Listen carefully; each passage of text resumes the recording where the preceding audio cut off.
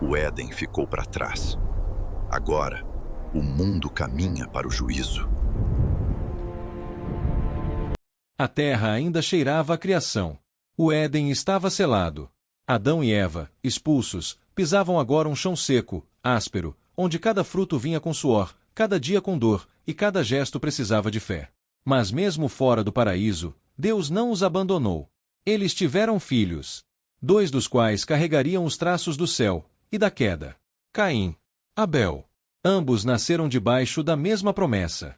Mas seus corações seguiram caminhos opostos. Abel pastoreava rebanhos. Caim cultivava a terra. Ambos ofereceram sacrifícios a Deus. Mas enquanto Abel deu o melhor que tinha, Caim deu o que lhe sobrou. E Deus, que vê além das aparências, olhou para Abel com favor. Caim, tomado pela inveja, não suportou. Chamou o irmão para o campo, o lugar do trabalho, o lugar do sangue. E ali, o primeiro assassinato da história aconteceu. Silêncio. A terra, que antes dava frutos, agora bebia sangue inocente. Deus, então, pergunta a Caim: onde está teu irmão? Caim mente. Finge. Se revolta. Acaso sou o guardador do meu irmão? Mas Deus sabia. O sangue de Abel clama a mim desde a terra. E assim, o mundo conheceu algo novo. A consequência da violência entre irmãos. Não só castigo, mas marca, memória, dor. Caim foi expulso, marcado, para que ninguém o matasse. A misericórdia de Deus ainda alcança os que caem. Mas o mundo nunca mais seria o mesmo. Os filhos de Adão começaram a se multiplicar. Nasciam homens e mulheres, formavam-se aldeias, construíam-se nomes. A civilização crescia. Mas junto com ela crescia também a corrupção. O pecado, que começou com uma mordida, agora se tornava estrutura. Mentiras, violência, idolatria. Homens tomavam mulheres como queriam. Guerras tribais surgiam. A terra, cheia de vida, agora se enchia de medo. A Bíblia é direta. A maldade do homem se multiplicava sobre a terra, e todo o pensamento do seu coração era continuamente mau. E Deus? Deus se entristeceu. Não era isso que ele queria. Não era isso que havia soprado no barro. Arrependeu-se o Senhor de haver feito o homem sobre a terra, e pesou-lhe no coração. Mas mesmo diante do caos, a graça não se apagou. Em meio à multidão, Deus viu um homem justo, simples, obediente, silencioso. Noé. Enquanto os outros zombavam, Noé ouvia. Enquanto os outros tomavam para si, Noé construía. E é aqui que a história muda. Deus decide recomeçar. Não por raiva, mas por justiça. E por amor aos que ainda ouviam. Farei vir um dilúvio sobre a terra, para destruir toda a carne em que há fôlego de vida. Mas a destruição não viria sem um refúgio. A arca. Não uma fuga, mas um sinal de aliança. Deus não desistiria da criação. Mas ela precisava passar pelo juízo. Enquanto Noé começava a obra, o mundo ria. Chovesse ou não, ninguém acreditava mais na voz de Deus. A humanidade tinha se acostumado ao barulho do pecado. Mas a madeira começou a ser cortada. Os animais começaram a se aproximar. E os céus, que estavam calmos, começariam a mudar. A madeira soava sob os golpes firmes de Noé. Dia após dia, ele trabalhava sob o sol e sob o escárnio. Martelo, serrote, corda, piche. Nada ali fazia sentido para quem passava. O velho enlouqueceu, diziam. Constrói um navio longe do mar. Fala de um juízo que ninguém nunca viu. Mas Noé não respondia. Ele apenas obedecia. A Bíblia diz que ele era pregoeiro da justiça. Não gritava. Não ameaçava. Mas vivia de forma tão diferente que sua própria obediência se tornava uma pregação. Cada tábua encaixada era uma palavra. Cada animal que chegava, um sinal. Cada dia de espera, um aviso. Mas o povo estava surdo. Viviam como se nada fosse mudar. Casavam-se, davam-se em casamento, festejavam, negociavam, guerreavam.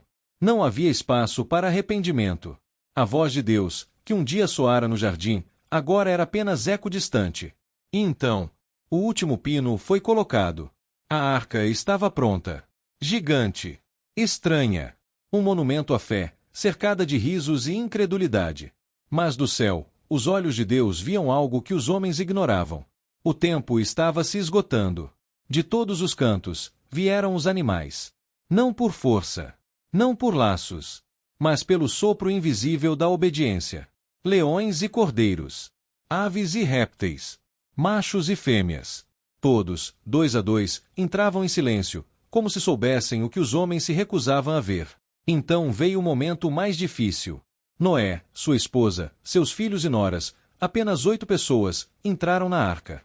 E a Bíblia diz: o Senhor fechou a porta. Não foi Noé. Não foram pregos. Foi Deus quem fechou a arca com sua própria mão. E então, o céu se calou. Por um instante, tudo parecia normal. Mas uma nuvem se formava. Cinza. Densa. Pesada. Uma gota. Depois outra. E outra. Logo o chão estava molhado. As crianças olhavam para cima. As mães recolhiam roupas apressadas. Os homens, ainda rindo, começavam a franzir a testa. Mas era tarde demais. As fontes do grande abismo se romperam, e as janelas do céu se abriram. Água de cima. Água de baixo. Água por todos os lados. As ruas viraram rios. As casas afundaram. O riso se transformou em grito. Homens agarravam árvores.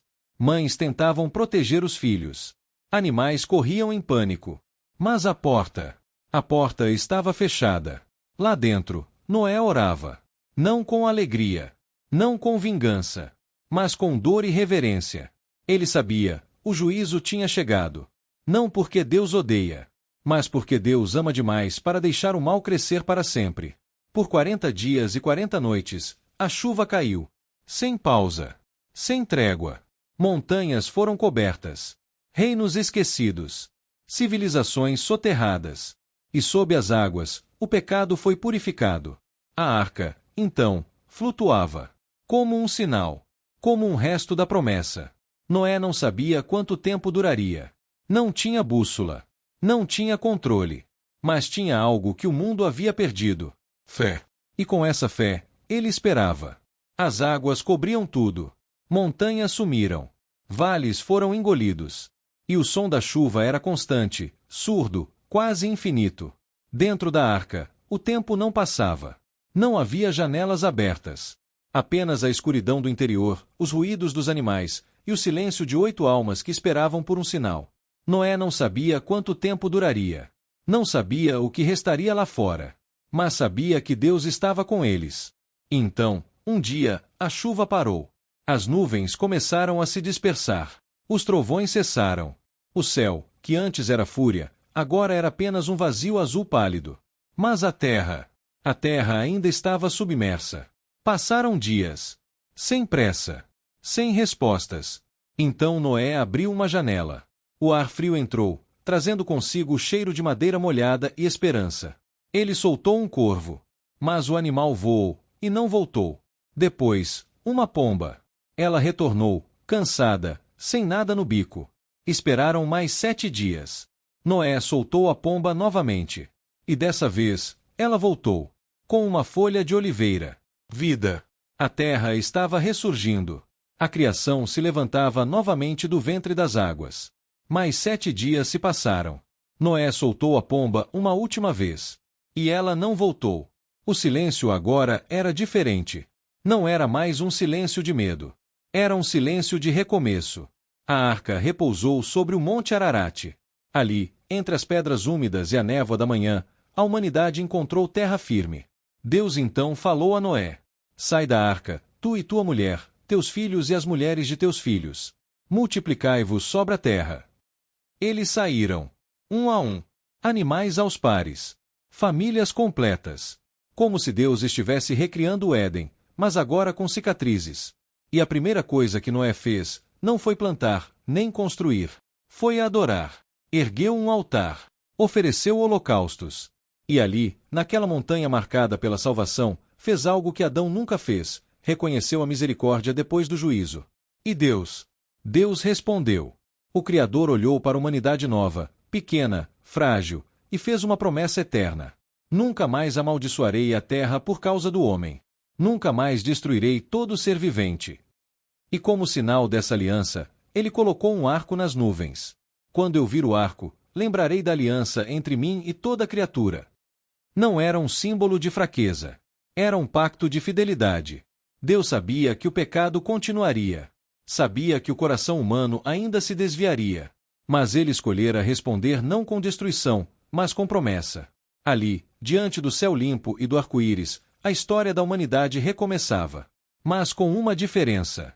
Agora, havia memória. Agora, havia reverência.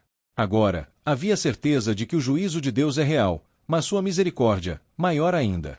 O arco no céu desapareceu. A terra secava. E com ela, o coração dos homens começava, mais uma vez, a se afastar. A família de Noé desceu do monte. Com cuidado. Com esperança. Plantaram sementes. Construíram casas. Tiveram filhos. A humanidade ressurgia, agora com um pacto visível. O arco-íris. A lembrança de que, mesmo quando tudo parece perdido, Deus não se esquece da sua criação. Mas nem tudo seriam flores. Noé plantou uma vinha. Da vinha, veio o vinho. E com o vinho, a queda. Sim, mesmo o homem justo tropeça. Noé embriagou-se. Foi visto por um dos filhos, Cã, de maneira vergonhosa. E a reação a esse ato geraria marcas que durariam séculos. O pecado, mais uma vez, mostrava que sobrevive ao dilúvio. A terra se enchia de gente. Famílias se multiplicavam. Tribos surgiam. Línguas ainda eram uma só. E os homens, diante da vastidão da terra, decidiram algo. Vamos construir uma cidade. E nela, uma torre. Alta o bastante para tocar o céu. Para que o nosso nome seja lembrado. Para que não sejamos espalhados. Eles queriam mais que abrigo. Queriam glória. Queriam controle. Queriam eternidade sem Deus. Era o eco do Éden. A serpente não falava mais, mas o orgulho sussurrava nos corações humanos. Na planície de Sinar, homens trabalharam com tijolos e betume. Levantavam muros. Erguiam andares. E olhavam para o céu, não com reverência, mas com ambição. A torre crescia. E com ela, crescia a distância entre o Criador e suas criaturas. Mas Deus via. E ele desceu. Não para destruir, como fizera antes, mas para confundir. Vamos descer e confundir sua linguagem, para que não se entendam. Num instante, a obra parou. Os operários, antes unidos, agora falavam sons estranhos uns aos outros. A comunicação se perdeu. O projeto caiu. A cidade passou a se chamar Babel, porque ali o orgulho humano foi quebrado pela diversidade das línguas. E os homens se espalharam, cumprindo, sem querer, o que Deus já ordenara desde o Éden. Enchei a terra. A história da humanidade, mais uma vez, virava. Não com sangue, como em Caim. Não com águas, como no dilúvio. Mas com confusão. Porque onde há orgulho, Deus não constrói. Onde há vaidade, Deus dispersa. Mas onde há fé, Deus planta uma promessa. E essa promessa virá logo a seguir. No meio das tribos, das línguas, das famílias. Surgirá um homem. Um chamado. Uma aliança que mudará tudo. Abraão. Mas essa é outra história.